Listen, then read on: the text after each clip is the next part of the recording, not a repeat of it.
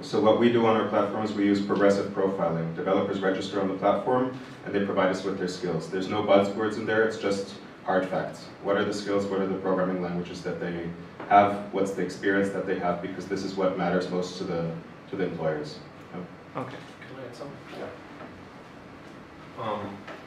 What we have to say is that basically the recruiting process of recruiting developers has not changed. So the developers still have to do interviews and maybe some test tasks and so on with the companies. What we do is we connect the developers with the companies with a matching engine where we say, okay, this developer would perfectly fit to this company based on his profile. And we have a lot of mechanism how to check this match between these two objects. Basically what we see today is that the companies apply for developers and not the developers apply for a job in the companies, because that's the market today. Like in Germany you have, I think, 60,000 not filled positions in the IT industry. In Austria it's roughly 10,000. In Switzerland also around 10,000. And so basically a good developer can choose where he wants to work, but he still has the challenge to find the right place to work, right? And basically this is what we do. We help the developers take the right decision. We filter for him out what are the companies, what are the workplaces that fit to his needs and wishes. So we have this developer-centric approach. So we actually did research on the topic of what developers want from employers and how developers basically approach the whole job market. And we found that only 6% of the respondents, this was DACH and CE region, only 6% of the developers are actively searching for jobs. I think around 41% are not actively searching, but they're interested in a change, but not active. And the rest are not interested in changing at all. So the challenge for employers nowadays is not only getting in touch with the active developers, which is not so difficult, the 6%, but tapping into the 41% of the passive developers. And the strategy of WeAreDevelopers is that we're building the largest community of developers in Europe.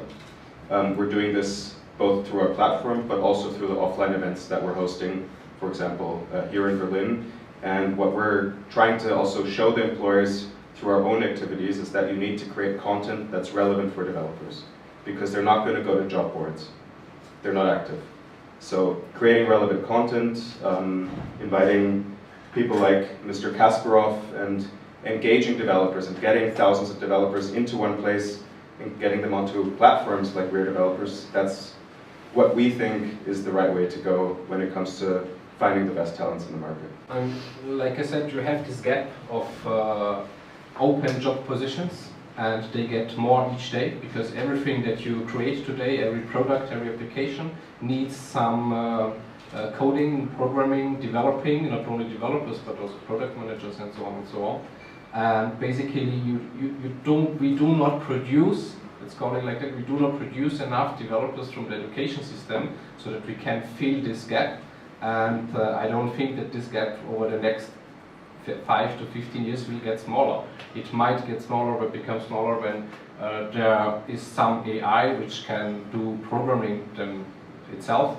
But basically right now you have nothing like that on the market. So I think, and this is also the reason why this recruiting processes right now turn around. So basically, like I said, the developers, they don't have to apply for the companies. Their only challenge is how to find the right job, because they have such a big, a lot of options. And this is where we step in, and we don't see ourselves as classical recruiters, because classical recruiters basically do a simple service, which is reading a CV and hiring developers for companies. But what we do is we basically find companies for the developers. So we have this developer-centric approach. So what we're seeing is that a lot of the companies, or most of the employers that we have on the market, are not ready yet to recruit developers. They don't know how it works. they're still trying to do the stuff they've always been doing. They're posting some ads on job boards, they're going to some career fairs that we know developers don't attend, and they haven't learned how to really engage developers and engage this very passive target group, and that's something we're trying to teach them.